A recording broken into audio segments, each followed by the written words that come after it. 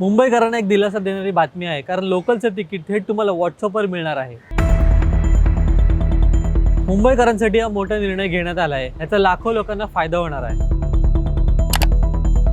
त्यामुळे आता ticket counter होणारी गर्दी खूपच कमी होईल। नमस्कार, मी सौरभ भोळे आणि आपण पाहतात एबीपी माझा। मुंबई लोकलचा प्रवास आरामात हो यासाठी रेल्वे प्रशासनाकडून अनेक उपाययोजना राबवल्या जातात। अनेकांना लोकलचं तिकीट काढायचं असतं, पण तिकीट काउंटरवर भली मोठी रांग असते आणि त्यामुळे त्यांची लोकल सुटून जाते। रेल्वे प्रशासनाने यूटीएसच्या माध्यमातून तिकीट काढण्याची मुभा दिली आहे, मात्र कधी कधी काही तांत्रिक कारणामुळे तिकीट काढण्यात खूप अडचणी येतात। हीच अडचण सोडवण्यासाठी आता रेल्वेने हा मोठा निर्णय घेतला आहे। व्हॉट्सअप सारख्या चॅट आधारित ॲपवर तिकीट काढण्याची प्रणाली सुरू करण्याचा विचार रेल्वेने केला आहे। डिजिटल योजना अंतर्गत भारतीय रेल्वे तिकीट प्रणाली डिजिटल करण्याकडे लक्ष केंद्रित करत आहे।